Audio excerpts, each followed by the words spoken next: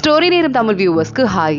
சீஜனோட 9வது எபிசோட்ல என்ன ஆக போகுது அப்படின்னு தான் இன்னைக்கு இந்த வீடியோல பார்க்க போறோம். லாஸ்ட் எபிசோட்லயே ஜட்ஜோட அம்மாலாம் சிசிய பொண்ணு கேட்கறதுக்காக பாட்டி வீட்டுக்கு பர்த்டே ஃபங்க்ஷன் பேர்ல வந்திருந்தாங்க. அதோட தான் முடிஞ்சது. இந்த எபிசோட்ல வேகமா ஜட்ஜோட அம்மா பேச ஆரம்பிக்கிறாங்க. எல்லாரும் நல்லா இருக்கீங்கல்ல அப்படின்னு கேட்க, பரவாயில்லையே நீங்க எல்லாம் வருவீங்கன்னு எதிர்பார்க்கவே இல்லை அப்படின்னு பாட்டியும் சொல்லிக்கிட்டு இருக்காங்க. ஜட்ஜுக்கு தேங்க்ஸ் வேற சொல்றாங்க. எங்க குடும்பத்து பொண்ணு இன்னைக்கு ஹாப்பியா இருக்கானா அதுக்கு நீதான காரணம் அப்படின்னு. சிசி ஹெல்ப் பண்ணதாலதான் என்னால இந்த கேஸை ஈஸியா முடிக்க முடிஞ்சது. தேங்க்ஸ் எல்லாம் வேண்டாம் அப்படின்னு சொல்ல, ஜட்ஜோட அம்மா பார்த்துட்டு எல்லாரும் கலகலப்பா இருப்பாங்க. பார்க்கவே உங்க குடும்பத்தை பார்க்கவே எனக்கு பொறாமையா இருக்கு. எல்லாரும் நல்லா படிச்ச பிள்ளைங்களாவ இருக்காங்க, அதுலயும் சிசி இருக்காளே அப்படின்னு சொல்லிட்டு, அவ மட்டும் இல்லைன்னா இந்த கேஸ் எவ்வளவு கஷ்டப்பட்டிருப்பாங்க. ஏன் இன்னும் சொல்ல போனா இந்த ஜியாங் இருக்காங்களே, ஜியாங்கோட அம்மா கூட இங்க தானே இருக்காங்க. அந்த பொண்ணு இன்னைக்கு நல்லா இருக்கா, திரும்பி வீட்டுக்கு வந்திருக்கானா அதுக்கு காரணமே சிசி தானே அப்படின்னு கேட்க, ஜட்ஜ் உடனே அம்மா பேச வேண்டாம் அதை பத்தி அப்படின்னு சொல்லிடுறான். உடனே இந்த ஜியாங்கோட அம்மா இருக்கால பார்த்துட்டு ரொம்ப நக்கலா, ஆமா ஆனா ஏன் பொண்ணுக்கு ஏதாவது கஷ்டம் அப்படின்னா திருப்பி ஏன் கிட்டே வந்துட்டா. சிசி பாவம், அவளுக்கு ஒரு கஷ்டம்னா திரும்பி போறதுக்கு அம்மா கூட இல்ல, பிறந்ததுமே அம்மாவை முழுங்கிட்டா, அந்த அளவுக்கு அதிர்ஷ்டம் அப்படின்னு பேச ஆரம்பிக்க பாட்டி சிக்னல் கொடுக்குறாங்க, வாய மூடு அப்படின்னு. சிசிக்கு அம்மா இல்லையா, அம்மா இல்லாதப்பவே ஒரு நல்ல பிள்ளையா வளர்ந்துருக்காளா, பரவாயில்லையே அப்படின்னு சொல்லிட்டு, எங்க என்கேஜ்மெண்ட் கேன்சல் ஆயிடுச்சுன்னு தெரியும், வேற ஏதாவது மாப்பிள்ள பாத்திருக்கீங்களா அப்படின்னு கேட்க, இல்லங்க வேற எந்த மாப்பிளையும் ஒன்னும் அமையல அப்படின்னு பாட்டி சொன்னதும் ஜட்ஜும் அவங்க அம்மாவும் பார்க்க ஹாப்பி ஆயிடுறாங்க.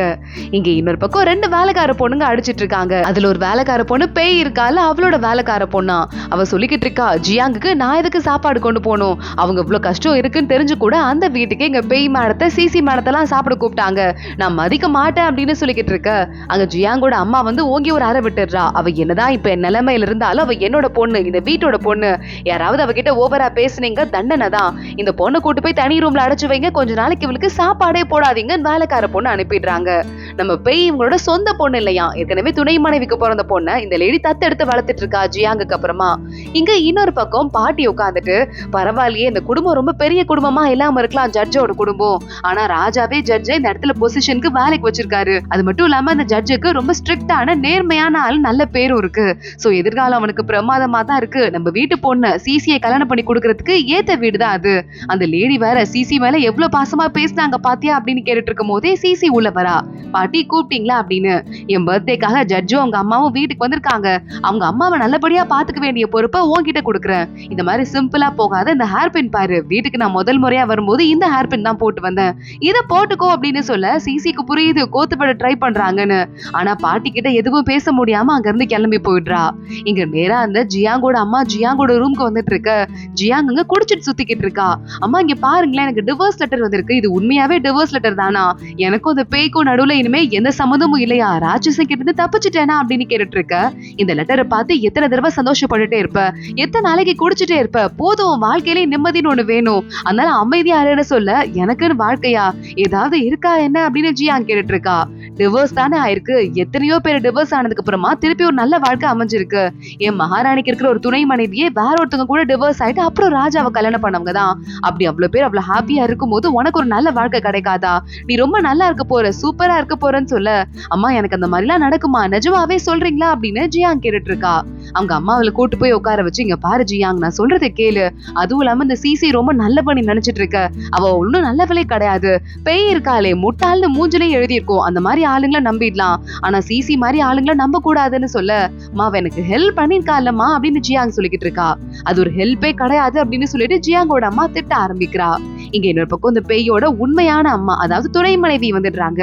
இங்க பாருடி, உனக்கு அவங்க கஷ்டம் தான் கொடுப்பாங்க ஜியாங்கோட அம்மா, ஏன்னா அவங்களோட சொந்த பொண்ணு கிடையாது, எனக்கு பிறந்த பொண்ணு அவங்க தத்தெடுத்து வளர்க்குறாங்க, ஆனாலும் உனக்கு ஒரு நல்ல நிலைமை கிடைச்சிருக்கு, சீரியஸா அவங்க உனக்கு லீகல் அம்மாவா இருக்காங்க அப்படிங்கறதால உன்னை நல்லா தான் பாத்துக்கிட்டு ஆகணும், முட்டாள்தனமா எதையும் பண்ணாத புரியுதா அப்படின்னு கேட்க, சரிம்மா அப்படின்னு பேய் சொல்லிட்டு கோவமா பாத்துட்டு இருக்கா. இங்க மறுபடியும் நம்ம ஜியாங்கு கிட்ட சிசிய பத்தி இந்த ஜியாங்கோட அம்மா தப்பு தப்பா பேச ஆரம்பிக்கிறாங்க. நான் சொல்றதை மட்டும் நல்லா கேட்டுக்கோ, அவளை நம்பி முழுசா இதுல இறங்கிடுறாத, கண்டிப்பா வந்து இந்த ஜட்ஜ கல்யாணம் பண்ண விடவே கூடாது சிசிய, அப்புறம் அவ பெரிய ஆள் ஆயிருவா, நம்ம டம்மி ஆயிருவோம், ஜட்ஜுக்கு வர எதிர்காலம் பிரமாதமா இருக்க மாதிரி தெரியுது அப்படின்னு அவங்க அம்மா சொல்ல ஜியாங் பாத்துட்டு இருக்கா. இன்னொரு பக்கம் பார்த்தா நம்ம சிசி உட்காந்துட்டு வந்தவங்களை கவனிக்கணுமே அப்படின்னு அவதான் சூப்பரா சாம்பிராணி எல்லாம் செய்வாள்ல, அந்த மாதிரி அமைதியா செஞ்சுட்டு இருக்கா. ஜியாங் கிட்ட அவங்க அம்மா, இங்க பாரு, அவ ரொம்ப தந்திரமானவ, அவ பெரிய குடும்பத்துல கல்யாணம் பண்ணிட்டு போயிட்டா அப்படின்னா நம்ம எல்லாரும் டம்மி ஆயிருவோம், நம்ம யாராலையும் நிம்மதியா இருக்க முடியாது அப்படின்னு சொல்ல, சரிம்மா எனக்கு என்ன சொல்றதுன்னு தெரியல, அந்த ஜட்ஜும் வந்துட்டு பாருங்க 25 வயசுக்கு மேல ஆயிடுச்சு, இன்னமும் கல்யாணம் பண்ணாம சுத்திக்கிட்டு இருக்கான், ரொம்ப ஸ்ட்ரிக்டான ஆளு, வேற யாருமே பொண்ணு கொடுக்கறதுக்கு ரெடியாவே இல்லைன்னு சொல்ல, இப்போதைக்கு அவன் அப்படி இருக்கலாம், ஆனா எதிர்காலத்துல இன்னும் பெரிய ஆளாகும் போது ஆளுக்கு பொண்ணு கொடுக்கறதுக்கு ரெடியா வருவாங்க, அப்பேற்பட்ட ஒரு ஆளுக்கு சிசி பொண்டாட்டியா ஆயிடவே கூடாது, புரியுதா அப்படின்னு சொல்லிட்டு ஜியாங் கிட்ட சொல்லிட்டு, அதுக்கு ஒண்ணு பேய் கிட்ட தான் ஒரு வழி இருக்கு, நான் போய் ஒண்ணு பண்றேன் பாரு அப்படின்னு நேரா அவங்க அம்மா கிளம்பி பேய் கிட்ட வந்துடுறாங்க. பேய் கிட்ட காலில் விழுந்துட்டு, அம்மா என்னமா பண்றது, சிசிக்கும் அந்த பையன் ஜட்ஜுக்கும் கல்யாணம் ஆகக்கூடாது, ஒரு ஹெல்ப் பண்ணுங்கன்னு சொல்ல, உன்னால ஒரு விஷயம் பண்ண முடியும், ஆனா பண்ணுவியான்னு தெரியல அப்படின்னு சொல்ல, என்ன செய்யணும்னு சொல்லுங்க அப்படின்னு பாத்துட்டு இருக்கா. அன்னைக்கு பர்த்டே பார்ட்டி நடக்க ஆரம்பிக்குது, எல்லாரும் டேபிள்லயும் சாப்பாடெல்லாம் வச்சிட்டு இருக்காங்க. இந்த பேய் இருக்காளே அவ்வளவு ஒரு பக்கம் ரெடி ஆயிட்டு இருக்கா, நம்ம சிசியும் ரூம்ல ரெடி ஆயிட்டு இருக்கா, எல்லாரும் சாப்பிடுறதுக்காக டின்னர் ஹால்ல வந்து உட்கார்றாங்க.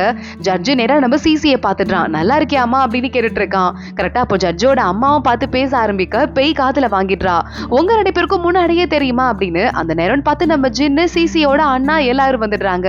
இவங்கதான் என்னோட ஃப்ரெண்ட் அப்படின்னு சொல்லிட்டு சிசியோட அண்ணா வந்து நம்ம ஜின்னையும் இன்ட்ரடியூஸ் பண்ணி வைக்க, ஃபேமிலில எல்லாரும் பார்த்துட்டு வாப்பா வாப்பா வந்து உட்காந்து சாப்பிட ஆரம்பி அப்படின்னு கூப்பிடுறாங்க. ஜட்ஜோட அம்மா ரொம்ப கூலா நம்ம சிசி கிட்ட பேசுறத பார்த்துட்டு, என்ன அநியாயம் அப்படின்னு ஜின்னு கத்த ஆரம்பிக்கிறான். சிசியோட அண்ணா என்ன ஆச்சுன்னு கேட்க, இல்ல அதெல்லாம் ஒண்ணும் இல்ல, என்ன கூப்பிடாம எல்லாரும் முன்னாடி வந்துட்டாங்க, அத சொன்னேன் அப்படின்னு நேரா உள்ள போய் உட்கார்ந்துட்டு இருக்கான். அப்ப எல்லாரும் சேர்ந்து ஒயின் குடிக்கிறாங்க. சிசி குடிக்கிறத பார்த்துட்டு இந்த ஜியாங்கோட அம்மா நக்கலா சிரிச்சிட்டு இருக்கா.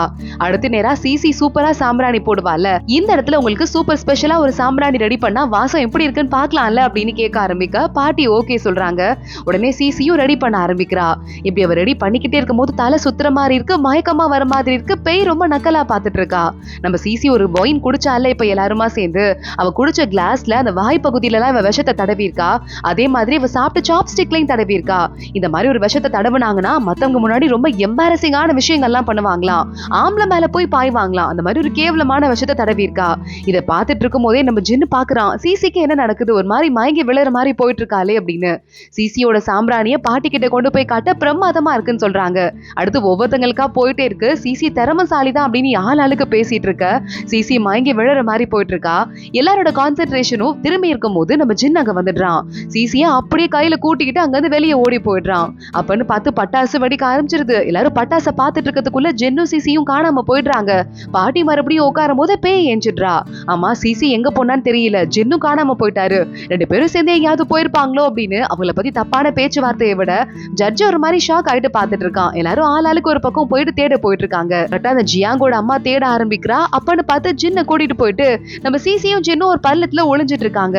அங்க இருந்து இந்த லேடி போனதுக்கு அப்புறமா சிசியை கூட்டிட்டு ஜின்னு வரான். ஓரமா ஒரு திண்ணையில உட்கார வைக்கிறான். ஆனா சிசி கண்ணு முழிச்சிட்டு, என்னங்க என்னை விட்டு எங்க போறீங்க, செல்லக்குட்டி என்னை விட்டு எங்கேயும் போக கூடாதுன்னு கண்டபடி பேச ஆரம்பிக்க ஜின்னுக்கு ஒண்ணும் புரியல. யாரோ அவளுக்கு எதையோ கலந்துருக்காங்கன்னு மட்டும் புரியுது. நம்ம 2 பேரும் கல்யாணம் பண்ணிட்டு இங்கே செட்டில் ஆயிடலாமா, என் கூடயே எப்பவுமே இருப்பேன்னு சொன்னீங்கல்ல அப்படின்னு நம்ம சிசி கேட்க, நான் சொன்னேனா உனக்கு இந்த ஊர்னா ரொம்ப பிடிக்குமா அப்படின்னு ஜின்னு கேக்குறான். ஆமா இந்த ஊரு தான் பிடிக்கும், ஆனா உங்க கூட வாழறது தான் அதை விட பிடிக்கும் அப்படின்னு சொல்லிட்டு ஜின் எதிர்பார்க்காத சமயமா பார்த்து சிசி அவனுக்கு கிஸ் பண்ண ஆரம்பிச்சிடுறா. ஜின்னு ஷாக் ஆயிட்டு பாத்துட்டு இருக்கான், என்ன நடக்குதுன்னு தெரியலையேன்னு. சிசி அதுக்குள்ள அவனை கட்டி பிடிச்சிட்டு, நம்ம 2 பேரும் என்னதான் ஒன்னா இருந்தாலும் நம்ம சேர முடியாது போல, எத்தனை ஜென்மம் ஆனாலும் சேர முடியாது போல, அதான் விதி போல அப்படின்னு அழுதுட்டு இருக்க. என்ன சொல்றா இவ, ஒண்ணும் புரியலையே அப்படின்னு ஜின்னு பாத்துட்டு இருக்கான். அதுக்குள்ள ரொம்ப வேர்க்குது, ட்ரெஸ் எதுக்கு நம்ம 2 பேரும் போட்டுட்டு இருக்கோம் அப்படின்னு சிசி அவ ட்ரெஸ்ஸையும் கழட்டுறதுக்கு போயிட்டு ஜின்னோட ட்ரெஸ்ஸையும் கழட்ட ஆரம்பிக்கிறா. ஜின்னு இதுக்கு மேல சரிப்பட்டு வராதுன்னு சிசியோட விரல கடிச்சு வச்சிடுறான், சுண்டு வரல. அதுல இருந்து இந்த கெட்ட ரத்தம்லாம் ஒன்னா சேர்ந்து இருக்கும்ல, அந்த மாதிரி எடுத்து விட ஆரம்பிக்கிறான். அது வெளியே போனதுமே போதை கொஞ்சம் கொஞ்சமா சிசிக்கு குறைய ஆரம்பிக்குது. என்ன பண்ணிட்டு இருக்கீங்க, ஏன் என் கூட இருந்துட்டு இருக்கீங்க அப்படின்னு கேட்டுட்டு, என்னை எப்படி இங்க கூட்டு வந்தீங்கன்னு கேட்க ஆரம்பிக்க, யாரோ உனக்கு எதையோ கலந்து கொடுத்துட்டாங்க, உன்னை அப்படியே கைத்தாங்களா, நான் தூக்கிட்டு வந்துட்டேன்னு சொல்ல, தூக்கிட்டு வந்துட்டீங்களா, யாராவது பார்த்தா என்ன ஆகுறது, நான் மறுபடியும் எப்படி எங்க உள்ள போறது, என் பேர் கெட்டு போயிடாதா அப்படின்னு சிசி எதோ கேட்டுட்டு இருக்கா. உன் பேர் கெட்டு போக கூடாதுன்னா பேசாம என்ன கல்யாணம் பண்ணிக்கோ அப்படின்னு நம்ம ஜின்னு டக்குன்னு சொல்ல, சிசி ஷாக் ஆயிடுறா. அவளுக்கு பழைய பிளாஷ்பேக், போன ஜென்மத்தோட ஞாபகம் வந்துருது. ஜின்னு அதே மாதிரியே சிசி கிட்ட வந்து என்ன கல்யாணம் பண்ணிக்கோன்னு சொல்ல, எனக்கு அதிர்ஷ்டமே கிடையாது, என் அம்மாவே நான் பிறந்தது இறந்து போயிட்டாங்க, சொல்லிட்டாங்க. நான் என் வாழ்க்கையில எவ்வளவு கஷ்டப்படுறேன்னு பாத்தீங்கல்ல அப்படின்னு சிசி கேட்டிருக்கா. அப்போ நம்ம 2 பேருக்கும் பக்காவா சூட் ஆகும். என்ன கூட அதிர்ஷ்டமே இல்லன்னு இங்க வரையும் அமைச்சு வச்சுட்டாங்க. அப்படி பார்க்கும்போது மைனஸும் பிளஸ் தானே. நம்ம 2 பேரும் எதுவா இருந்தாலும் சேர்ந்து சமாளிக்கலாம். நீ என்ன நம்புவியா அப்படின்னு கேட்க, எனக்கு விதி மேல அவ்வளவா நம்பிக்கை இல்ல, ஆனா உங்க மேல நம்பிக்கை இருக்கு அப்படின்னு சிசி சொல்லிருக்கா. ஜின் அவளுக்கு கிஸ் பண்ண ஆரம்பிச்சிருக்கான். இத பத்தி யோசிச்சு பாத்துட்டு இருக்காங்க. இங்க எல்லாரும் ஒன்னா கூடிட்டு சிசியையும் ஜின்னையும் காணுமே அப்படின்னு தப்பா பேச ஆரம்பிக்க, கரெக்டா அந்த நேரத்துல இந்த சிசிக்கு இன்னொரு அக்கா இருப்பால, புதுசா ஒருத்தி வந்துட்டு இருக்காளே, அவங்க வந்துட்டு மியூசிக் போட ஆரம்பிக்கிறா. பார்த்தா ஏற்கனவே ஏதோ பிளான் பண்ண மாதிரி சிசி அங்க புகையெல்லாம் போட்டு டான்ஸ் ஆட ஆரம்பிக்கிறா. இதுக்கு ப்ரிப்பேர் பண்றதுக்கு தான் வெளியே போன அப்படிங்கிற மாதிரி காட்டிட்டு இருக்க பாட்டி பாக்குறாங்க. சிசி நிறைய வாழ்த்துக்கள்லாம் சொல்லிக்கிட்டு இருக்கா. ஜின்னு வந்து கொஞ்சம் தூரத்துல இருந்து பாத்துட்டு இருக்கான். அவளை பார்த்து பெருமையா சிரிக்கிறான். அப்படியே பாதியிலேயே அங்கிருந்து கிளம்பி ஜின் அவன் வீட்டுக்கு போயிட்டு இருக்க. அசிஸ்டன்ட் பின்னாடியே போயிட்டு இருக்கான். சாரி, வெடி வெடிச்சதுல சிசி எங்க போனாங்கன்னு தெரியல நான் அசிஸ்டன்ட் சொல்ல ஆரம்பிக்க, இதுக்கு மேல நீ சிசி மேல கண்ணு வச்சுக்க வேண்டாம், அவளை விட்டுரு அப்படின்னு சொல்ல, நீங்க தானே அவங்க பின்னாடியே கண்ணு வச்சுக்க சொன்னீங்க, அவங்க தானே இந்த நானும் இனத்தோட தேவதைன்னு சொன்னீங்க அப்படின்னு கேட்க, நான் சொல்றதை செய், அவளை கண்டுக்காதன்னு சொன்னேன்ல, இனிமே அவன் மேல கண்ணு வச்சுக்காதன்னு கத்திட்டு ஜின்னு உள்ள போயிடுறான்.